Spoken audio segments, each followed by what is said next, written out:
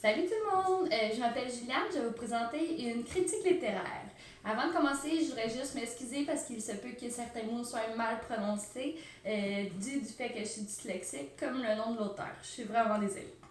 Alors, l'œuvre que je vais vous présenter aujourd'hui s'intitule Autour du cou. Ici, écrit par Chimamanda Ngozi Adichie. Je vais d'abord vous débuter avec une brève description de l'auteur pour ensuite en faire une sur son œuvre. Puis on va s'attarder sur deux nouvelles que j'ai vraiment très bien appréciées, soit une expérience intime ou ainsi que lundi de la semaine dernière. Alors, débutons d'abord avec une description de l'auteur. Chimamanda est d'origine du Nigeria. Elle a immigré aux États-Unis à l'âge de 19 ans pour étudier la communication et les sciences politiques. En 2003, elle achève une maîtrise en création littéraire et en 2008, elle obtient une maîtrise en études africaines. Wow!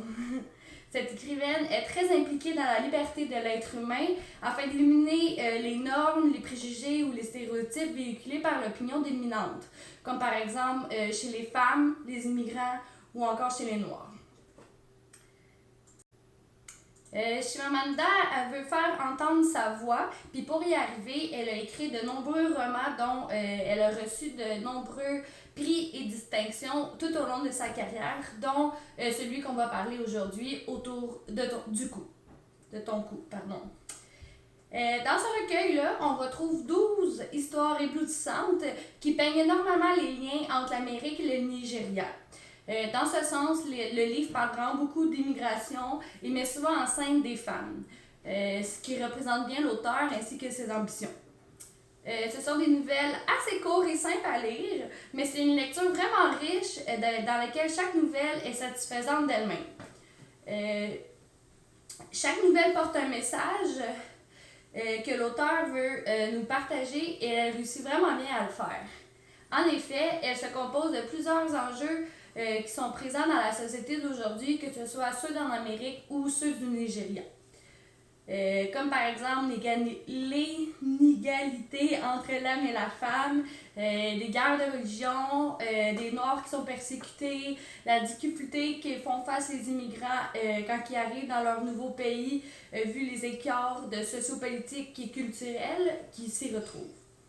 C'est une lecture que je vous suggère fortement puisque c'est une réalité qui concerne tout le monde et qu'elle permet de vous faire réfléchir sur vos préjugés, vos idées conçues, vos perceptions sur les stéréotypes présents dans la société. Maintenant, je vais vous parler un peu de la première nouvelle que j'ai vraiment appréciée, l'expérience intime. Cette nouvelle raconte l'histoire de deux sœurs Ibo et chrétiennes issues d'une famille privilégiée qui sont en visite au Kano, chez leur tante. Au moment où elles faisaient leur épicerie, une violente émeute fait surface causée par une guerre civile de religion où les chrétiens et les musulmans s'affrontent. Le personnage principal, Chika, va perdre sa sœur et elle va se retrouver cachée dans un magasin avec une femme musulmane. Ces deux femmes-là ont une réalité complètement différente puisque Chika, elle, est étudiée pour être médecin alors que l'autre femme gagne sa vie en vendant des oignons. Par contre, malgré la guerre de religion qui se passe à l'extérieur, ces deux femmes-là vont se soutenir à leur manière et vont vivre une expérience intime ensemble.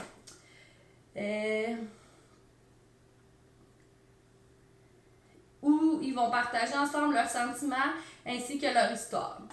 Donc, je vais vous lire un petit extrait de ce moment qui démontre comment l'écriture est remplie d'émotions. La femme se met à pleurer. Elle pleure sans bruit et ses épaules se soulèvent. Ce ne sont pas des sanglots brillants que des femmes que connaissent Chika, le genre qui hurle « Serre-moi dans tes bras, console-moi, parce que je ne veux pas faire face à ça tout seul ». Les larmes de cette femme sont intimes, comme si elle se livrait à un rituel qui n'implique personne d'autre qu'elle. Alors, je vous en lirai pas plus, mais je sais pas pour vous, mais je trouve que c'était vraiment rempli d'émotions, puis c'était un passage assez intense et intéressant.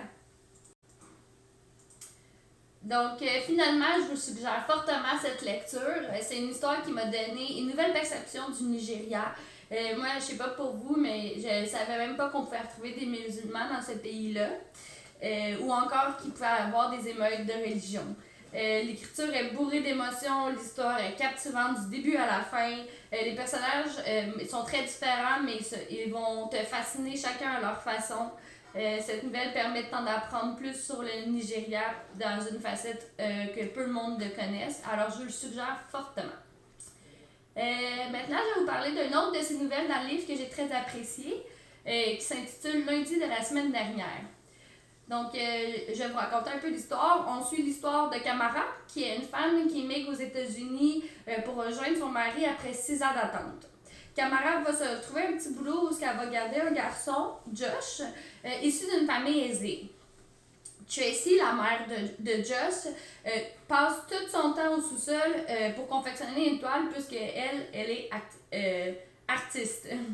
Un jour, un moment complètement inattendu va arriver dans lequel Tracy va monter en haut pour la première fois et va faire la rencontre de Kamara. Cet événement-là va changer le reste de l'histoire. Je vais vous lire un petit extrait de la rencontre.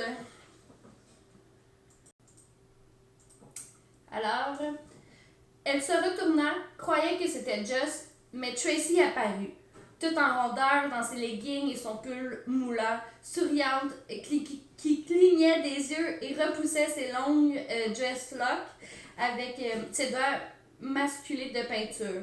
Ce fut un moment étrange. Leurs regards se croisent et soudain, Kamara eut envie de maigrir et de se maquiller de nouveau. Alors, je ne veux pas vous en lire plus, mais comme on peut voir, leur rencontre était assez intense. Je vous le suggère fortement car tout au long de l'histoire, ils retrouvent de l'humour subtil où l'auteur se moque un peu des familles aisées puis la façon d'élever leurs enfants. L'histoire est drôle et captivante, mais surtout la fin est super surprenante et même émouvante en même temps. La chute est complètement inattendue et c'est pourquoi que j'ai vraiment apprécié ce livre-là et que je vous le suggère aussi. Alors, pour conclure ma critique littéraire, même si je vous ai parlé seulement de 2 nouvelles qui se retrouvaient dans le livre, les restes qui sont toutes super intéressantes à lire et je vous le conseille fortement. On ressent très bien les messages que l'auteur cherche à partager, c'est-à-dire les inégalités, les préjugés que véhiculent ces personnages. C'est des nouvelles courtes et faciles à lire qui peut plaire à n'importe qui, alors lisez-les!